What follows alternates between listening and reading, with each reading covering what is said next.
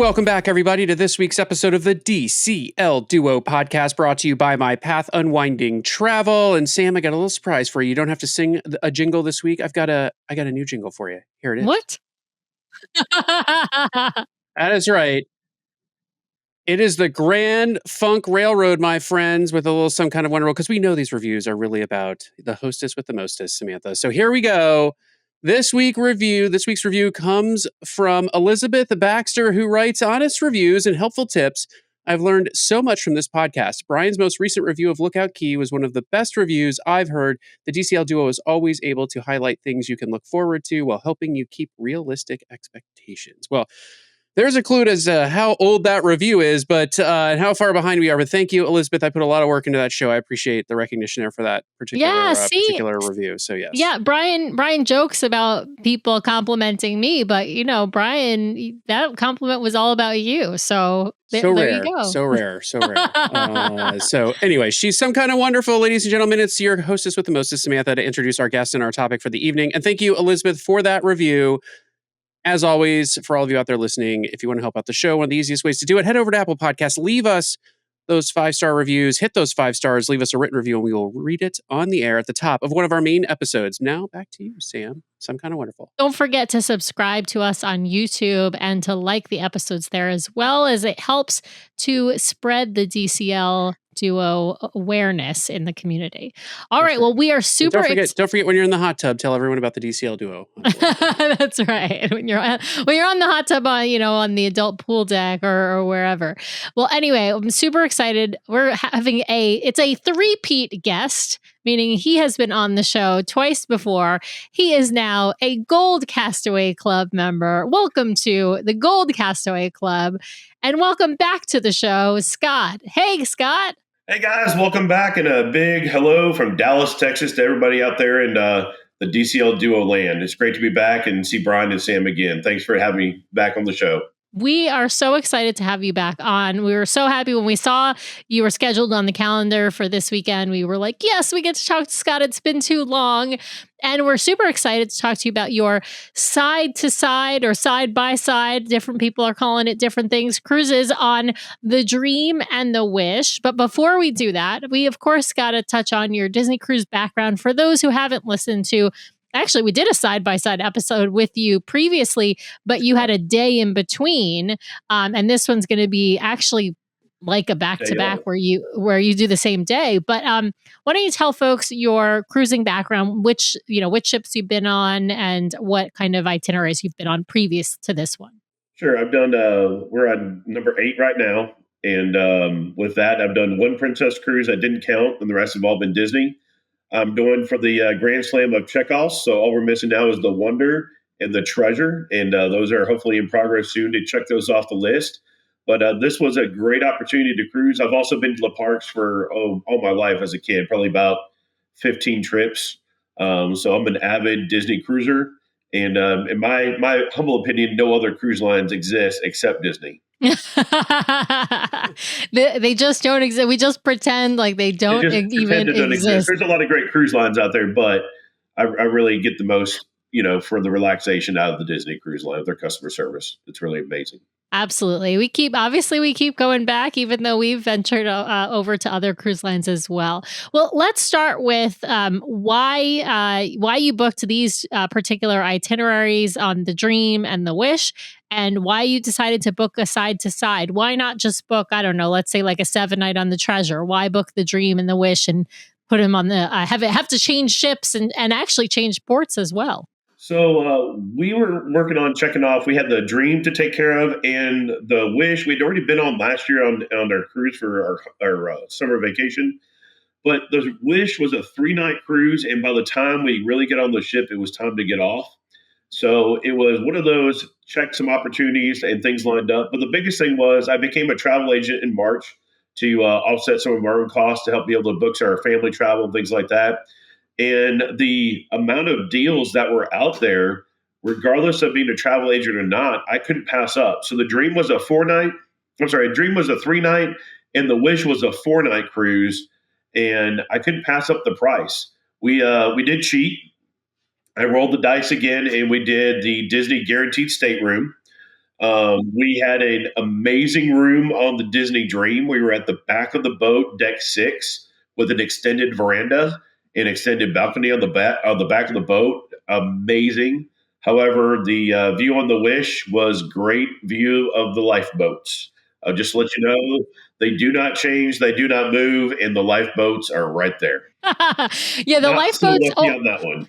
Yeah, the lifeboats only move if they're doing one of those practice lifeboat missions, right? Where they have to do so that's generally done at port, right? So if you're at a port, occasionally they've got to do every so often they have to do these like safety drills, right? And sometimes that means it does mean taking out lifeboats, but the one that's in front of your window might not be the one that's taken out.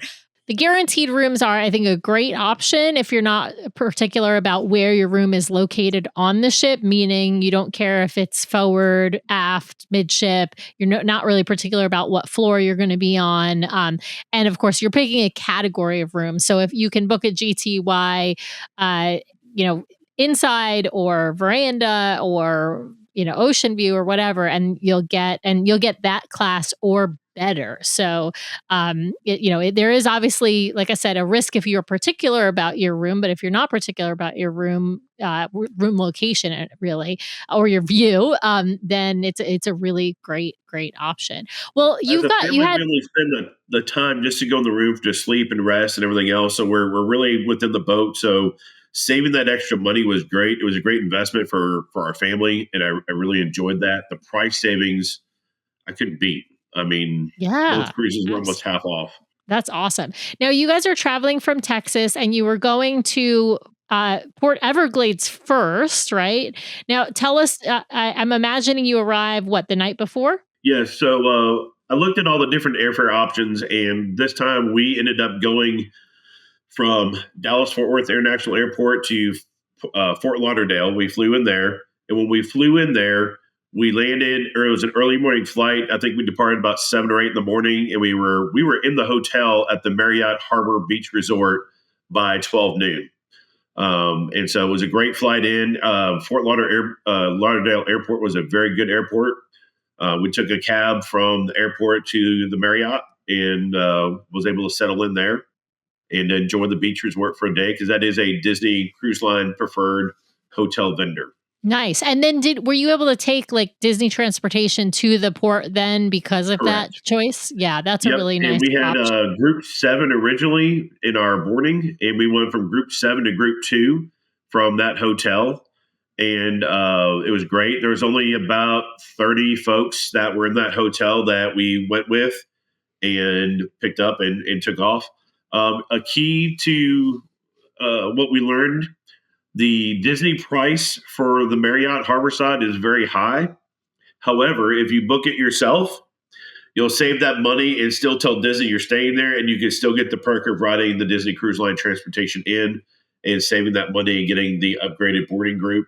This is the second time we've been at that hotel. It's the second time where they have upgraded our boarding groups from whatever group you were in to Group 2. So just an FYI, it's a great experience. That's a great tip. I did not know that you could book it direct and then still get it sort of linked up with Disney. That's a fantastic option if you get it at a lower cost. If you call back to customer service and tell them that you booked it yourself and you are staying at theirs and you can prove it, they will give you all the same courtesies of that. And it's about $150 cheaper booking it yourself. Wow, that's crazy savings. It was crazy Scott, savings. Yeah. Tell us who was in your sailing party for this trip. So this one was just my dad, myself, and my 16-year-old daughter. And she is a Disney cruise fanatic just like me. We have the matching shirts. We have all things magical. And since school had just got out, this was kind of a congratulations gift of you've done really well. She's had a really good, successful sophomore year.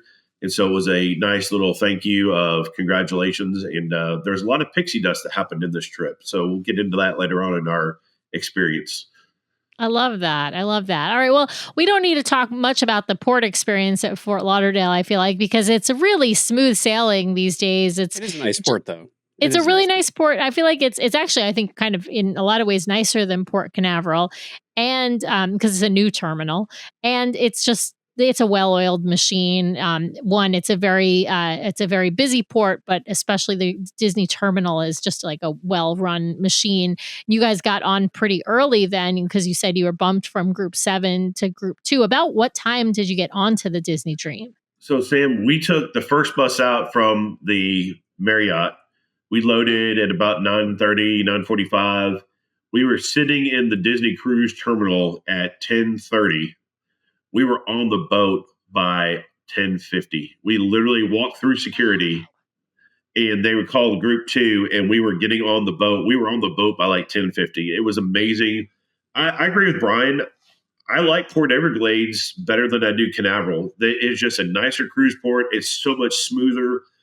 The security is less intrusive and easier to work with.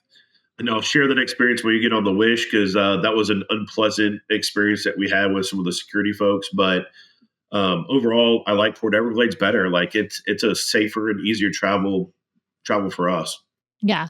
Let's jump to that actually before we talk about the experience on the Dream. Let's jump to the logistics of the transfer between Port Everglades and Port Canaveral, and the contrast in that boarding experience at Port Canaveral.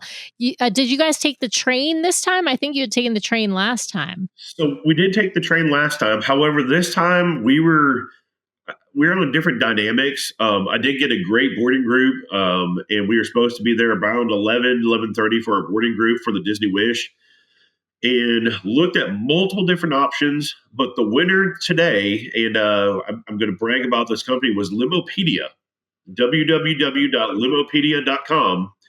They service that whole Florida area for cruisers. Our driver was great. He brought a black car SUV. We asked him to be there at 9. He was sitting at the port at 8:15 waiting on us. We had time to leisurely enjoy our breakfast. He picked us up right about 8:30, 8:40, and we were on our way from Port Everglades to Port Canaveral. Very smooth experience, very professional driver. The experience was great, but the best part about it was they beat the cost of what it would cost to either rent a car, they beat Mears, and they beat the train. So overall, it was a great experience. They were on time, very professional. They communicated very well with their communication system with text and emails. Overall, super impressed. I wrote them a really great review on the internet because of that. I was actually kind of sketchy with Limopedia, but they actually was a really great company. So Yeah, Limopedia. it's kind of a silly name. Yeah, kind of a silly name, but I'm glad it worked out so well. Tell us about the port experience at for the Wish, because you were going to Port Canaveral, but because you're on the Wish, you're on out of Terminal 10, not Terminal 8, which is Terminal 8 is Disney's dedicated terminal at Port Canaveral. Terminal 10 is I'll call it the spillover, right? So they are using Terminal 10, but it's not a dedicated Disney terminal. I think it's Carnival that uses it some other day of the week, or maybe it's another cruise line that uses it. And so the terminal is completely nondescript. There's no Disney theming to it, which is fine. I mean, a lot of the terminals like Galveston and San Diego and a lot of the ports that Disney sails out of, Vancouver, they aren't Disney themed because they're not specific to Disney. But tell us, how did the port experience compare, in Port Canaveral to Port Everglades? So Port Everglades is, like what Brian said, a very, very smooth running machine. In and out, you can get in and out of security there in less than 5 minutes. I mean, and that's even on a busy, packed day. Cruise Terminal 10, this is the first time we ever showed up in a car, not on Disney transportation. So we were put across the street. They grabbed our bags with the porters. They helped us assist the few things we had. And we walked in and we were in our staging area for the lines. Well, after we got through the lines, and they did move groups through the lines fairly fast, and they were moving in the terminal sooner than your call time. My biggest issue is we had a cruise-approved non-surge protector, a multi-port, that we got picked up on, at there. And I said, look, we just had this on the Magic. We just got off. And he goes, well, this captain won't allow any of this on. And so what they don't know is I got the other four on. I just had to turn over one. And if I would have thought fast enough, I would have switched it faster. But they don't have the same rules on all the ships, and what they do allow in a room and what they don't allow varies from ship to ship, person to person. Yeah, I've heard Thing to that. thing. So wait, I want to dig into this for a second to make sure that, because it's a frequently asked question. People post all the time, like, "Can I take this and not this?" Was this a plug that then created more outlets, or was this one of Yep. the like? Okay, Just yeah. to create more outlets. So generally, I would say our experience is those are not allowed. So interesting, you got them on one of the ships. It depends. Is it if it creates USB outlets, it's No, fine. it's creating if it more creates electrical outlets. Electrical outlets, Yeah, they that's what I'm usually saying. say no. If it's yeah. a plug that That's one of creates the more, combos. It had both. Yeah. yeah, yeah. If it's a plug that plugs into the wall and gives you more wall socket outlets, then generally they don't allow those on the ship. What they do allow is you plug in and then you've got a bunch of additional USB charging ports off of it. So yeah, it may have just sort of snuck past security on the other ship and not made it past security, or some of them may not have made it past security on this ship. So yeah. I've always got them on. We've had those confiscated before ourselves. So yeah. Yeah. It was just they weren't being the same. So that's my only negative. But like you guys said, Cruise Terminal 10 is a totally different experience. The way you check in there and with Disney is at a counter, it's just not the same vibe. Also, it's a different experience going through the main entrance of Port Canaveral and Port 10 because there's no Mickey ears, there's no pre-photography photos. And when you do the photos, you're trying to rush down the ramp to get on the boat. So you're missing things. So overall, I'm a Port Everglades kind of guy. Yeah, I can understand that. Well, let's talk about the Dream a little bit because I'd love to kind of do a little bit of a compare contrast here. You hadn't been on the Dream yet. This was your first time checking that box off. You mentioned you'd been on the Wish before, but of course that was, a shorter cruise, and so you wanted to get on her for a few more nights. So you got a 3-night on the Dream, excuse me, a 3-night on the Dream, and then a 4-night on the Wish. What did you think of the Dream? You'd been on the Fantasy before, so I know you were. It wasn't like it was completely, new, but because she's so similar to the Fantasy. But what did you think of the Dream? The Dream is a great ship. It is a lot like the Fantasy. It does give the Fantasy vibes. I really enjoyed it. Normally, we are a family that goes to Cabana after we get on the ship. However, this time we kind of changed the course direction and we went to a sit down restaurant, and it was Animators. Like normally we don't do the whole sit down thing, but we ended up going to Animators, and here we are. And it was, I hate to say it, it was a lot better and a lot more refreshing than trying to cram at Cabanas. So I did give in, but it was a more relaxing experience. And I actually think I got a better bang for the buck because we weren't rushed. We had the time. The food was better. Yeah. Normally I would, Yeah, I mean, I think unless people like for people who really want like the seafood, right? Because there's like the crab legs and the peel and eat shrimp at the buffet at Cabanas or at Marceline Market, and they don't have that at the sit down lunch, and there aren't like as many options at the sit down lunch. But I think especially if you're a family, either with no kids or with older kids, I think that the sit down lunch is better. I also think it's a good option for people with like really little kids because then they're schlepping lots of stuff and holding the kids and whatnot, and so it's hard to do the trays or hard to do plates at any kind of buffet when you're dealing with a really it little wasn't kid. packed It is either. longer. Like No, the it's mad always rush like of people wasn't, yeah, and they were able to service people in and service people out.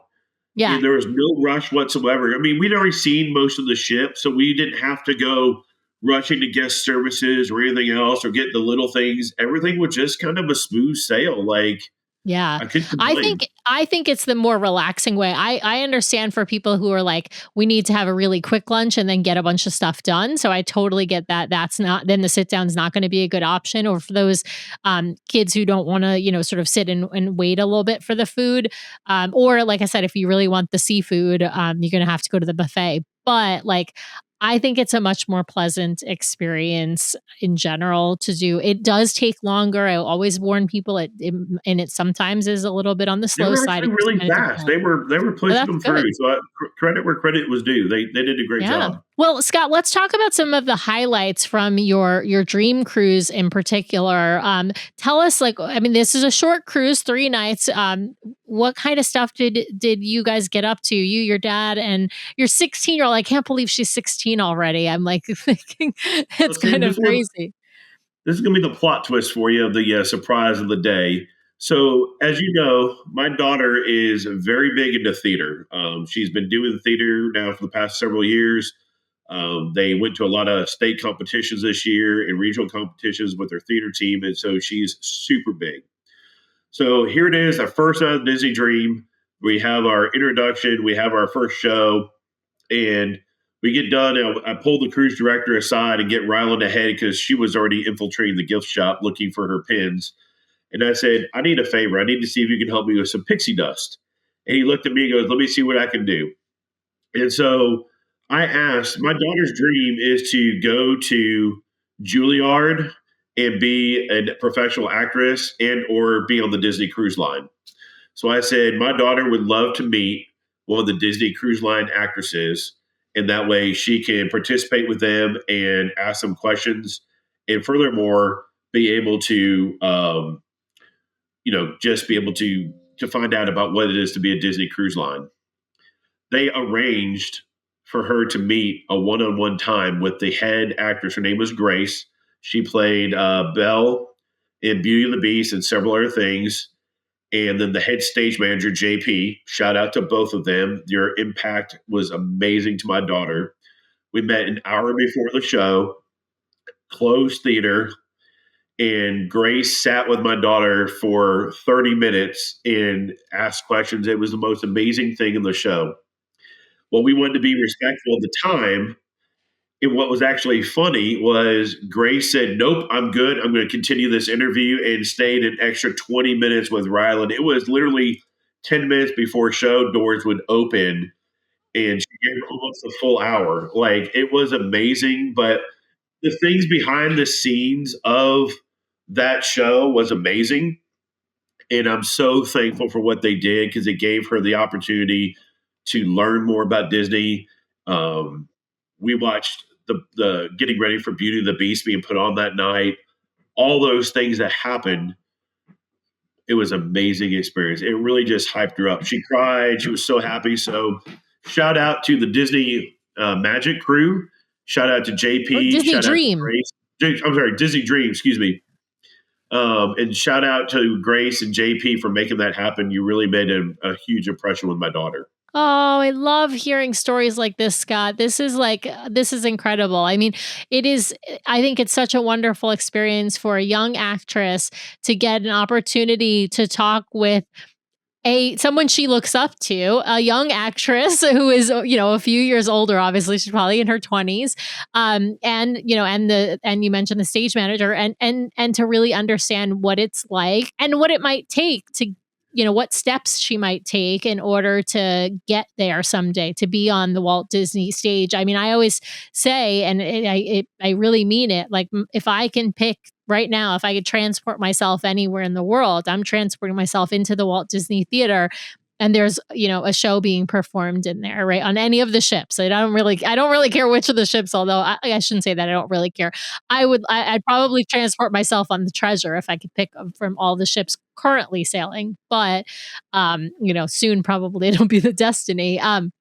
But yeah, I mean, they're just, the Beauty and the Beast is such an incredible show that the cast is just incredible. Disney does such a good job of recruiting and hiring for all their casts, but especially entertainment, because it's such an important part of their brand. It's such an important part of the ship experience. I love that. I love that. What were some of the other stuff you guys got up to? I mean, I don't know that there's anything that's going to sort of beat that. So don't feel like you need to try to beat that. But like, what were some of the other fun things that you guys did? Did you do, some trivia? Did you spend some time on the pool deck? What kind of stuff did you guys get up to? One more thing about how they delivered that message. Ryland had no idea I did this.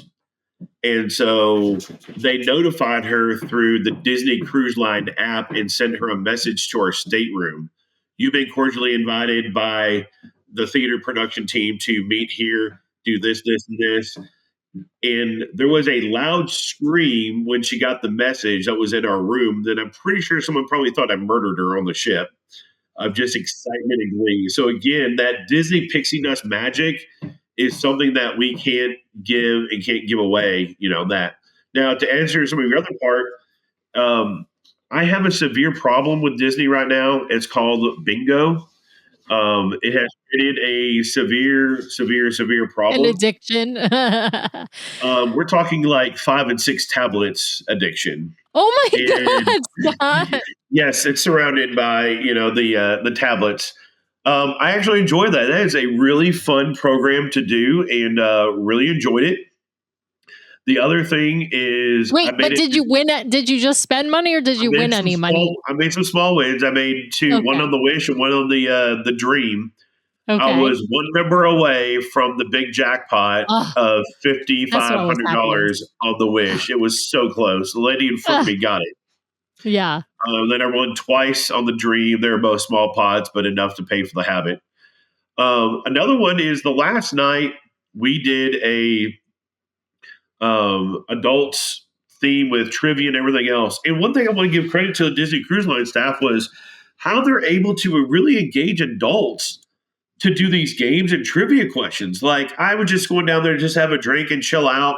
Next thing you know, we're playing memory and looking for these clues as a team, and we're getting involved. Then they changed another game to make your team dance and get all these points. Well, I ended up being a team captain, and we're just having a great time. It was the last night of the cruise, and They just rope you in, Scott. I mean, they do rope you in. yeah, they're very engaging. I think that's the other thing is they look for, I think when they pick their entertainment cast, right? These folks who run the game shows, not just the stage actors and actresses, they're looking for people who are extroverted, engaging, really draw people in with their, with their personalities and like these people, next thing you know, Scott's, dancing in the middle of the I had a stage. group of 35 in order to get us points. I had to make them dance, and they actually got involved, and it was truly fun on the last night.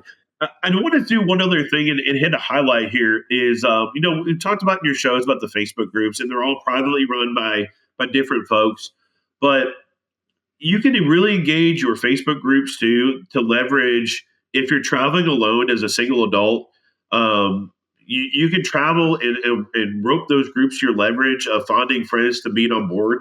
I met a great family that was from Ohio, and we were able to connect before, and we had a great time just laughing and joking, and the kids had fun, but we were able to still enjoy the company and just meet new people on the ship. So I will say this: even if you're a Disney single dad, you can still have a blast on the boat, and you can still connect and still find the magic of Disney anywhere you go within the ships. And so that's another magical thing. And last but not least, when we talk about entertainment, you cannot forget the wonderful spa staff. I did investigate, like I do every other ship, the med spa to make sure they were up to appropriate Disney standards, and they did pass. So shout out to the crew there. I love it. I love it. Now, I've got to ask: did you, for this other family, did you guys like arrange to eat together and stuff, or like linked up No, ahead of time to eat? No, you just met up on we board. just met, and what was funny is we were doing our muster drill, and we ended up accidentally being right by each other. We didn't know it until we found it. And so we were literally right next to each other because we were texting. And then next thing you know, we turned around, there we were. So no, it was a great opportunity to have some fun and to meet some fellow people. They pixie dusted us with some gifts from the fishing center group they were in, and so shout out to that family, that special family. Oh, I love that. I always think it's great, like especially if you're, a smaller family like you guys are, like we are. It's kind of nice to make make those connections ahead of time, to meet up on board, maybe even arrange to, link up for dining, which you can do by just calling Disney Cruise Line. Or if you have a travel agent, you can have your travel agent call Disney Cruise Line to arrange that. But it's that way, if you'll get linked up for dining, meaning you'll get seated together at the same table in the same dining rotation, the same time. And then you have all sort of already made friends kind of built in. And I think it's really helpful, particularly when you have a kid that maybe is a little bit shy and maybe not going to go to the kids club, the tween club, the teen club on their own. And if you find them, a friend that is of similar age, it kind of helps break the ice and might actually encourage them to experience the teen club or the tween club or the kids. Speaking of that, wait, can I just say one thing here? Like, Scott, love this idea. We've also had really good luck getting seated with fun families on the cruise line. So I know everyone seems to gravitate towards, like, I want to dine by myself. I don't want to dine with other people. But I have found that overall, we have definitely heard of some misses, and we've had a couple ourselves. But overall, I think Disney does a really nice job, like, pairing up families that will seem to, like, meld together nicely at dinner. So if you're traveling as a family and you're interested in making some friends, I think that's also a good way to do it. It's just let Disney pair you up with some people for dinner. So yeah, I wanted to ask, is Rylan, does she go to the teen club?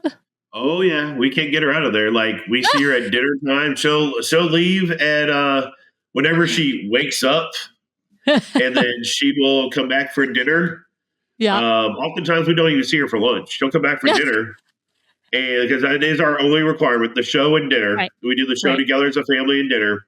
And then she leaves dinner right after dessert and rushes down, and we won't see her until midnight or 1 or 2. I will have to embarrass my daughter a little bit because she'll hear this down the road, but she actually met her boyfriend on the Disney cruise ship this year from the Vibe. Oh my God. Yeah. Wow. So it's a long distance thing, but kudos to them. She kept it hush hush until we get back because she did not want me to throw the boyfriend overboard or arrest him and put him in the jail. But right, she didn't want, he's actually like, a really nice, sweet young man, and it was great opportunity. When your dad's a law enforcement officer, I might hold off as well. Yes. It's like cleaning the shotgun, right? Like I always joked with Sam, I would buy the gun, not the ammo, and then just be constantly polishing the gun if we had a daughter. So just to freak people out. This is just not that Brian's actually going to do anything with it. He's just making a joke. All right. But, well, hey, the very first girlfriend I had when I showed up to her house, her dad was in the Army Reserves, and he was headed out for his weekend and his fatigues with his sidearm, and so that set a tone for a while. So. Well, Scott, I want to swap over to the Wish because obviously you had the 4-night cruise on the Wish right after. Tell us some of the highlights from your Wish cruise. You did bingo again. Obviously, you mentioned that, but. Did you find like you got to really experience the Wish a little bit more now that you were on one for the second time, but also for 4 nights instead of 3 nights? Yeah, so I want to start off with a really dynamic rescue that Disney did not talk about, and really kudos to the United States Coast Guard and Miami, Florida Miami-Dade Rescue. Man, those guys are some amazing heroes. So it is. We leave Port Canaveral. We head out. We're in the middle of the ocean. It is day 2. It's a sea day. It's about 3:00 in the afternoon, and the boat starts to slow down. And I was on the treadmill, and next thing you know, we're starting to spin. And I'm like, "What's going on? That's kind of weird." And the captain gets on and says, "Hey guys, we've had a medical emergency. We need to turn back around, and we are heading back to Miami immediately." And they were full guns a-blazing. He goes, "Look, this won't affect anything. We got to go back." I thought it was kind of weird. So we haul tail, and you could feel the boat moving. I mean, we were rocking. We see port in sight, and the ship starts to slow down. And I'm on the treadmill, and I see the Coast Guard boat start coming around. So I was like, "Oh, this would be kind of cool to watch in my line of work." Ended up going on and watching it, and they're right below us where they're getting the kid out. Unfortunately, it was an unconscious kid. But where I really want to highlight the crew and the Coast Guard and the paramedics for the work they were doing. There was a Disney Cruise Line member who was carrying the baby or this young kid, and unfortunately the guy wasn't able to wear a life vest because it couldn't carry the kid in a life vest. But the paramedics and the Coast Guard people worked so hard to get that boat to stay steady. They were able to cross them over together with no life vest, and the Disney worker with no life vest, get them on, provide the life-saving care they needed. And the Disney doctor got on the boat, and they took good care of that patient. But shout out to the United States Coast Guard for what they do. Shout out to Miami-Dade Fire Rescue for what they were doing to save those lives, and the captain make the split decision to make it back. So I really want to give a huge shout out to those rescue workers. It was so nice that everybody that was watching this happen, as soon as they crossed and they got the kid there, they were clapping and cheering him on. I mean, that's the true Disney spirit of when these people are on the boat. So shout out to all those folks that made that happen. That was a magic. That was some really amazing things for the fam for all of us and to watch that. So I want to give credit where credit is due.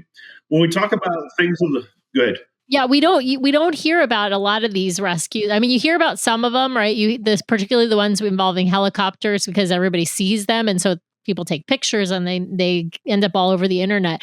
You don't hear about every story, but it is amazing when you think about not just the U.S. Coast Guard, but Coast Guard agencies, or in other countries too, like over in Europe. It was like the Greek, the Hellenic Air Force was involved in a medical evacuation, right? Like these rescue folks, these first responders, whether they are rescue swimmers, fire and rescue, Coast Guard, whatever. I mean, they're just incredible heroes, and it's amazing to see, so that we can travel on our vacation safely. They are risking their lives to help people, and how they maneuvered that boat and kept it steady with the ship was amazing. So I mean, like I said, kudos to those people on two moving boats, two different speeds, trying to make that. They did have some difficulties at first, but man, they nailed it. So I just want to give credit where credit is due. As we talk about the Wish, though, the Wish is a very unique ship that, if you have that 3-night cruise, you really miss a lot. And so being able to explore all the things I missed on the first trip was well worth every bit of it. I do like Marceline Market, but I like the Deck 10 restaurants there too on the pool deck. The pool deck food is great. I am a pool deck person. Yes, the pool deck food on the Wish class is bar none the best in the fleet. Whether so Wish, Treasure, soon to be Destiny, that pool deck food, it beats all. I mean, I'm not saying the pool deck food is bad on the other ships, but that stuff just beats it because you've got more choices. Yeah, exactly, more choices and really good quality. Amazing job of that, and so kudos to that. We had a lot of great things also on the Wish. We also. We skipped Marceline Market and we ended up at Arendelle for lunch. And that was a good experience too. Slowed down and did all that. I did enjoy a couple meals at Marceline Market. We didn't do too much on the trip. We mainly made the ship the destination, except for Lookout. We went to Lookout and we went to Castaway to complete our family traditions for that. But even on Castaway, we ate lunch back on the boat. So we got in and got out, and we were back on the boat before lunch at Castaway Key like normal. Oh, wow. Yeah. Yeah. I can't remember. This wasn't the first time you'd been to Lookout. Had to Lookout on the Magic, right? So we went to the Magic. We did make it to Lighthouse on the Magic, and that was my first time there. I have mixed emotions about Lookout. Beautiful island. I just don't think it's quite ready yet. It's missing all the excursions and things like that. But overall, beautiful island, beautiful culture. We saw the Junkanoo Parade, like everybody's talking about. That was an experience. I really enjoyed that. The island has pretty beach, pretty areas, but I just don't think it's put together. It's not a smooth put together. And I think that's the one thing I didn't like. There's so many islands and stops and everything else. And I'll be honest with you. I was not a fan of True Barbecue. Just not a fan of that. We ate it, but I wanted to try and get the experience, but I would have rather ate back on the boat. just not a fan of that one. I did like it better than Castaway food, but still not a big fan of that one. Yeah. Interesting. I mean I agree overall that I think the food on the ship is generally better than the food at either Lookout or Castaway, but I think Lookout is an improvement over Castaway as well. And I don't think the food is bad at either place, but I think the quality of the food on the ship generally is better. But I found that at other private island experiences on other cruise lines as well. Like I think on, Coco Key is also, I think the food is generally better on the ship than at Coco Key. I think the same for Virgin's Bimini Beach Club, which I think the food at the beach club was actually like not even edible, like really bad. But although the food on the ship was good, very good. So like, yeah, I don't know what it is about these private island food experience. I haven't found them to be that great. I know there are people who love Royals, the food at Coco Key. I They have thought a it lot was more fine. They have a lot Yeah, more offerings at Coco yes, Key, right? So yes, like it's different. Like Disney is just straight up hamburgers, hot dogs, like sometimes chicken, maybe steak at the adult side of the barbecue, that kind of stuff. They added the rice dishes on Lookout, and the but chicken sandwich. Yeah, yeah, that kind of stuff. So it's pretty plain Jane, and it needs to be. It's family friendly or catering to a broad audience. Like the stuff on Virgin Voyages was like trying to be too fancy and not really hitting the mark. And so yeah, it's inconsistent, I guess, is the way I would say it. I've grown a bit. I'll get hate mail for this. Bored of the barbecue on Castaway Key. I just say it's the same thing every time, and it's like it's good, it's fine for the day that we're there. It's great, like whatever. I will eat it. I'm not like it's not bad food. It's just yeah. I The just would like to problem, see some They need to difference. refresh it. I know. Yeah, The they need to refresh it. Yeah, the problem is if they refresh it, even though we might be happy for them to refresh it, other people will be all mad because they'll have to Where'd take the something pasta away, salad right? go? Oh Exactly. my So, lord, the right, world like is over. that's the problem with refreshing. I will say I really like the ribs at Castaway. I think they're still quite good. But What your grandmother say? Too dry. Too dry. to try. But anyway, yeah, I really like the ribs at Castaway, but other than that, I can eat on. I'm happy to eat on the ship. The other weird thing that I don't think anybody's talking about yet, maybe you guys noticed it too, but they give you the smallest cups at True True Barbecue for a soda or water or whatever else, and then the picnic benches are at least 5 blocks away. So by the time you drink your soda, it's emptied before you get to your table. Then you have to walk all the way back to get another one. Now, I will say this: I will comment and receive the hate mail like Brian. I did not think the walk was as bad as what it could have been. It was a fast walk. I try not to take the stair. I tried to take the stairs on all the ships and do the no elevator challenge. So I didn't mind the walk. I thought the walk was actually pretty nice. It was smooth concrete. You could get some great pictures. My Apple Watch thanked me for hiking and getting my movement points in. So the walk wasn't as bad as what it could have been. So I think that was nice too. They did have some shade. They had everything else there. So um, I guess overall, the other thing too is they have everybody clump up at the little guest house while you're waiting for reservations and stuff, and people can get lost into those excursions. So I think that's not well prepared yet, but we went on the banana boat at Castaway. I'm sorry, at Lookout, just like we did at Castaway, and explored the island a little bit. It was a great experience. Remember, if you have different goggles on that, but also put smaller kids up front that make great windshield wipers for us adults as we're going on the banana boat. That way you can see and let the kids take all the water for you. That's your expert tip. But I did enjoy Lighthouse, just not. I just don't think it's 100% fully there yet. It's not as ready as it needs to be. Scott, I got to ask a question here. Is your daughter now going to be like completely hooked on back-to-back cruising, basically? Is she prepared for just a single cruise now? Because this is twice in a row, right? That you kind of, I think you surprised her the last time around. And I think you surprised her this time around, as I understand it. So, like, is She she? knew this was here. This was a reward. It was a last minute cruise just because of the prices in the summer. I will say this: the reason why we did the back to back was to check the different boats off our list. and the magic was hanging around there, and it was a great opportunity.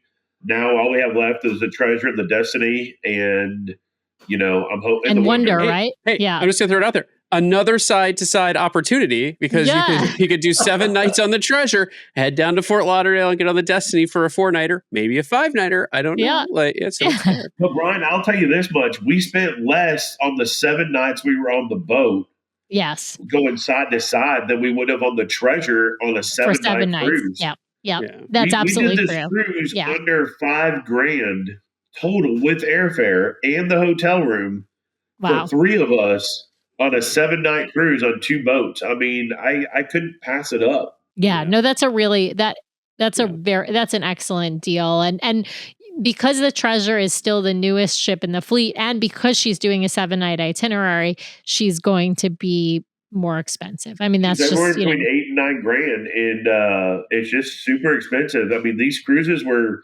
1,500 to 2,000, and for 3 of us, and we weren't. I mean, we're in a veranda, a 4A category. I mean, we weren't anything spectacular on it with a guaranteed stateroom. That knocked it down even further.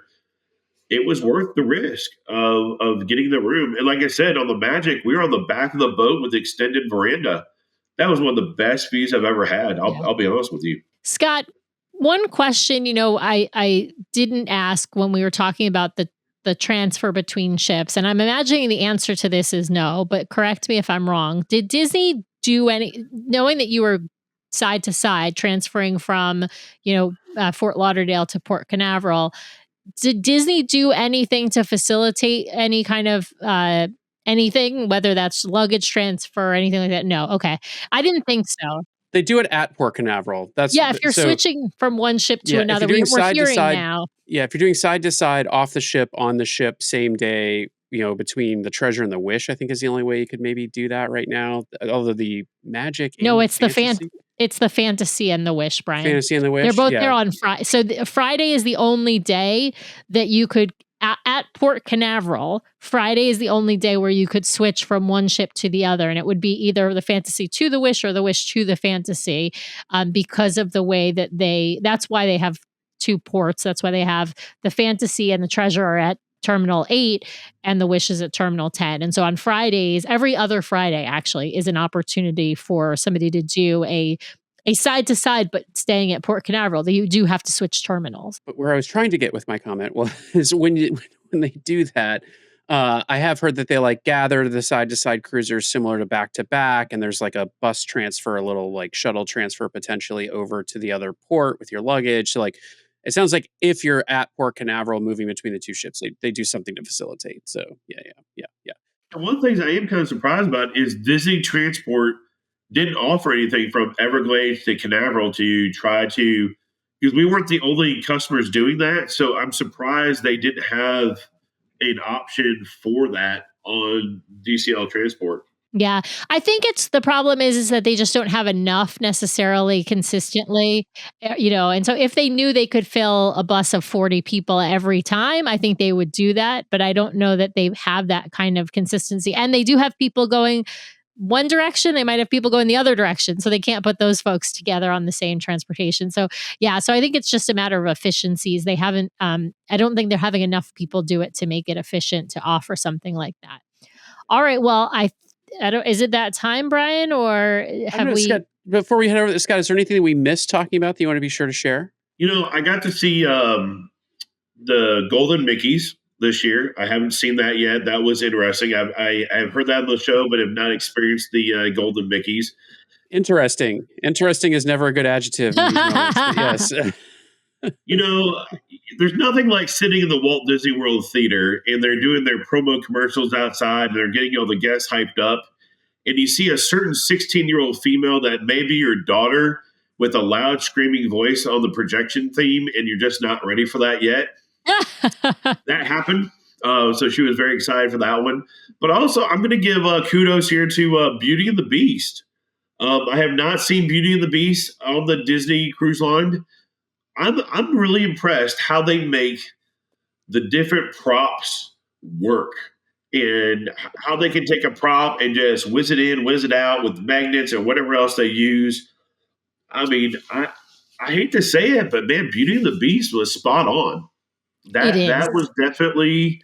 I mean, it's won awards. It was introduced on the Dream. It's of course now on the Treasure as well, but its introduction on the Dream it won awards for because it's such a wonderful. It's not just a wonderful show because of the music and the acting, but the way that they've staged it, the use of puppetry, the use of props, the use of set design, all of that, and the use of screens and technology in that as well.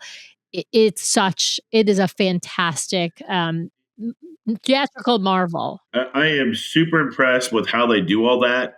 I will also say that one thing that I'm super impressed too is just all the shows. Like I do like Aladdin. I've seen Aladdin several times, but like the Little Mermaid, you believe the puppets are real. Like I hate to say it, but they are just. It's the Disney magic itself.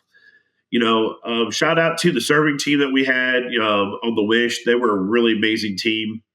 I think the food was great this time. We didn't really have any bad meals. We didn't do any upgrades or anything like that. But I'll tell everybody this: you know, each ship has its own flavor and its own distinct touches. Take the time to make the ship your destination to really enjoy the most of the ship. And I think that's one of the things that I like the most about traveling on all the Disney ships is seeing it. We missed so much on the Disney Wish the first time. I'm glad we got to see it the second time. And the one thing too, when we went on the Disney Wish the first time last year, there was so much hate. It's either they like the Wish or they hate the Wish. There's not a lot of in between. I'm a firm believer now. I like the Wish class. I think the way they have it set up and the way it operates, it's a lot smoother than the Fantasy because it takes out that third stairwell, that third bank. It actually runs really, really smooth, and you can get more people flow. So the people that were doubters of the Wish class ship, I mean, I'm a fan of it. Well, Scott, I do think it is that time in the show, and I'm sorry I don't have a jingle for this one, but two copyright strikes in a single show might be a problem. So we have reached that point in the show, Scott, where I need to hand you back over to Sam for some arbitrary questions, some arbitrary rules, and a dash of judgment of the round we know as rapid fire. So, Sam, take it away. All right. We're going to do a versus now. We're going to do the Disney Dream versus the Disney Wish because we've done rapid fire before, Scott. So I can't just ask you your favorites. I got to ask you which is better, the Disney Dream or the Disney Wish. I'm going to ask you in specific categories. Okay. I think Sam, you need to add a question into your rapid fire going forward for repeat guests about what is your favorite live action Disney movie? Brian, this is my show. This is my round. All right. He doesn't take creative direction. I don't take suggestions. All right, Scott. Let's DJ request over there. Let's start with decor, like overall theming and decor of the ship. Which one did you like better, the Dream or the Wish?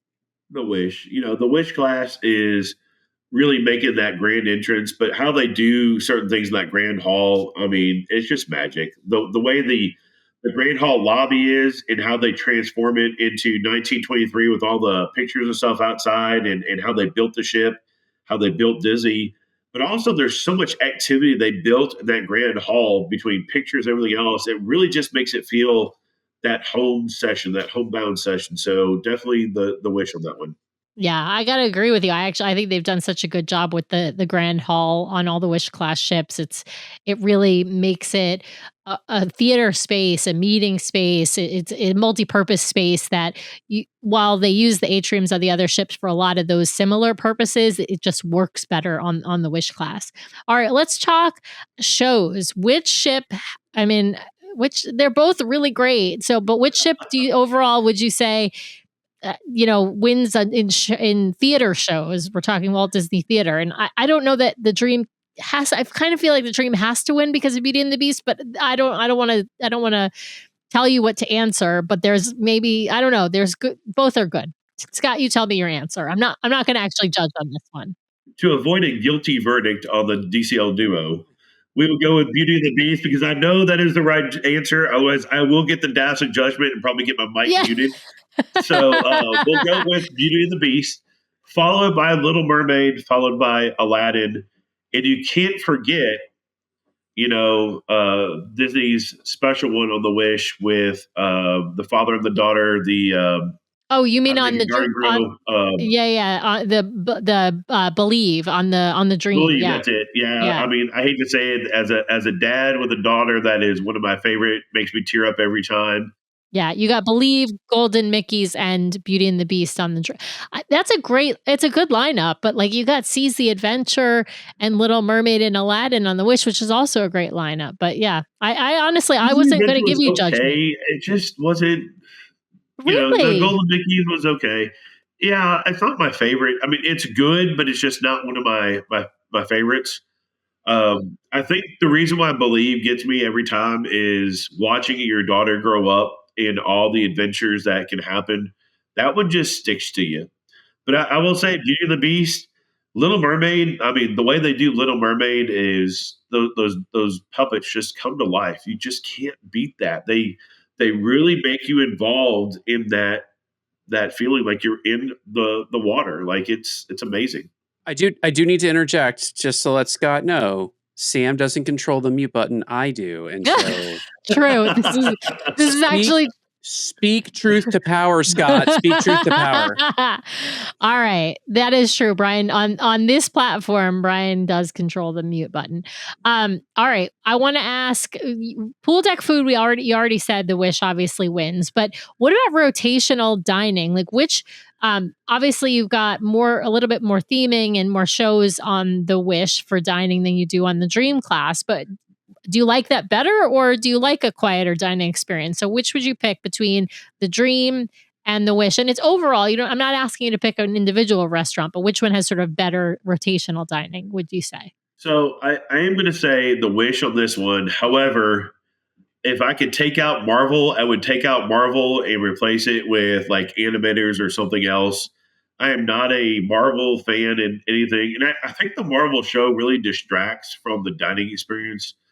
Yeah, they're trying to make it interactive and all this other stuff, but it's just not my cup of tea. And I haven't, the first time was bad, but the second time was the same. It just didn't grab your attention. I spent more time trying to tune it out. So now I will say this: I like 1923 with all the artifacts. I even like Arendelle, like the way they grow Arendelle and the way they involve the kids in Arendelle, trying to get that.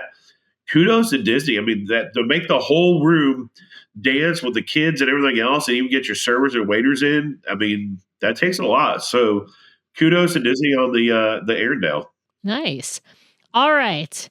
I am going to ask. My next question is going to be about the water slides because we've got the Aqua Mouse on the Disney Wish. You've got the Aqua Duck, which I'll call that the OG. It's not quite the OG, but it's close to OG. Whoa, whoa, whoa, whoa, whoa. The OG is the Aqua Dunk, Sam. First water slide. You said Aqua Duck. Yes, it is the Aqua Dunk. No, it's not. There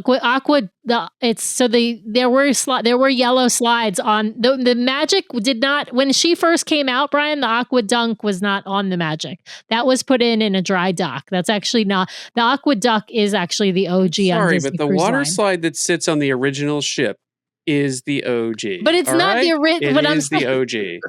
It's not No, actually. no. From a Dying on technical this hill. Dying on this hill. Okay, from a technical standpoint, it's not the OG, but I believe actually probably those like yellow Mickey slides are probably the OGs. But anyway, Aqua Duck versus Aqua Mouse. So we're talking Dream class has Aqua Duck, Wish class has Aqua Mouse. Scott, what's your verdict? So I am going to have to go old school and go with the Aqua Duck. I do like the Aqua Dunk, but I'm sorry, the Aqua Mouse, but I'm going to go old school on that one. Sometimes there's too many technical difficulties on the Wish Clash that can prohibit that show. So the other one is just the real OG. And you probably aren't going to fall out of a slide like you did on a recent lately. Royal Caribbean, yeah.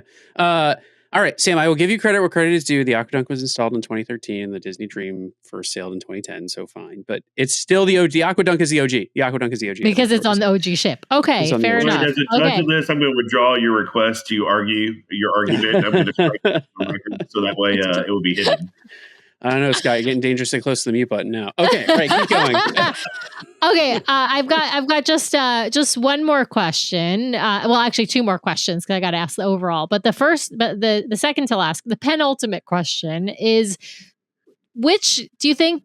Which vibe would you think your daughter would choose? Does she have a favorite between the Wish and the Dream? Because I feel like we don't talk a lot Sam, about I was vibe. definitely given some very specific instructions about the vibe category. Okay, yeah. Hands down, she said it was quote unquote the best group of counselors was on the Wish, and that Oh. even trumped the Fantasy. So kudos to the crew of the Wish. It was her best vibe experience. Wow, So and it's a beautiful space. yeah, I have to say the space, it the is a vibe very space nice space. is really, yeah, it's really beautiful. And they also use that space next door that's called the Hideaway. That's kind of a flex space that they use sometimes for 1820, sometimes for vibe. It's a really, yeah, it's a really beautiful space. Okay, now Before you ask that last question, just a shout out to those people that work in the vibe and all that, what they do for the kids and how they build that community across the ship. Thank you for taking our kids out of our hair for 3 and 4 days because I really don't see my daughter, but what they do to build that and what they do to build that camaraderie and everything else. So shout out to those group of people. love that. Okay, so the last question is which one? I'm going to just open this up to which one is your favorite ship. I'm going to let you pick from the entire fleet, only the ones you've been on, of course. So obviously not the Wonder or the Treasure. But yeah, which is your favorite now? So me and my daughter have had this heated discussion and it's not pretty at home. So just for the record, I would like to go with I'm Are going you a with the split Wish. family? We are a split family on this one. So my one is the Wish, and then the Fantasy, and then the Dream and the Magic. They're about the same. So I'll let those be third and fourth. She is a diehard Fantasy, first ship, best ship, Yeah. and then she goes with the Magic, and then the Wish, and down to the Dream. So she felt the vibes from the Fantasy on the Dream. Yeah, yeah. I think a lot of that does though there is that bias of the first ship that you've been on or you had just a really fantastic experience on a particular ship and so that some of that is that and not necessarily the ship. I think we get some of that as well. But all the ships are fantastic. Listen, Scott, we of course love having you on the show. We're of course going to have you back. Do you have anything booked? Like what's next on the Disney cruise agenda for you and for the family? So I'm on Operation Santa Claus right now. I just joined being a travel agent in March just to get some of the perks and be able to book that. But I'm looking at either doing the Destiny around Christmas time this year, or possibly sailing out Galveston for the Dream or Magic. I can't remember which one it is. That's going to be coming out. They have some incredible deals on the platform right now, and so that is something great. As someone from Dallas, Texas, we're really excited getting a Disney ship down in Galveston full time here in 2027. So that's going to be a great experience for us. We can cruise even more and even closer. I don't even care what ship they send us. It'll be just nice to have that Disney here. So when we need it, it's just a quick hop, skip, and a jump down to the port. It's only about 5 or 6 hours, and then that's worth the drive for us. So we're pretty excited. So my goal is to make Christmas at Disney this year and really make it special and really have a great relaxing year. Well, we cannot fault you there because we will be spending Disney Christmas with Disney this year just at Alani. So I think Disney is always they always do the holidays right. Like I have yet to have a bad holiday experience. Well, geez, I shouldn't say that. All The of our Christmas holiday cruise experiences thus far have been fantastic. I will put it that way. We Maybe, had one bad Thanksgiving experience, but but yeah, but it wasn't. yeah. Yeah, we were sick. It wasn't. Disney didn't do anything wrong. We were on the Fantasy. We had just all happened to get sick, and so it was not a great cruise. But that was not Disney's fault. That was just us getting sick.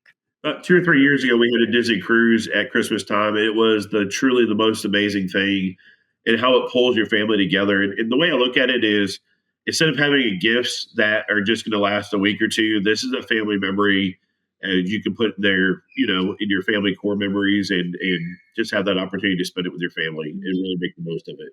We too are looking forward to see what the fleet has in store for new ports. We're hoping for a permanent West Coast based ship here coming up soon. And as we're recording this, we're all holding our breath for itinerary releases and maybe hoping that will come. This is mid-August, so we're all hoping it comes next week, perhaps.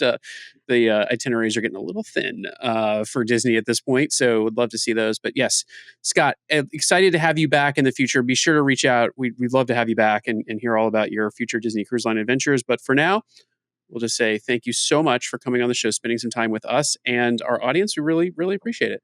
Sam and Brian, it's always an honor to be here, and thanks to the DCL Duo Nation that's out there supporting y'all, and can't wait to make it a fourth time and spend there. My biggest goal is to hopefully we connect on one of our Disney ships together to spend our time together. But thank you again for having me, and a big howdy to all the folks out there from Dallas, Texas.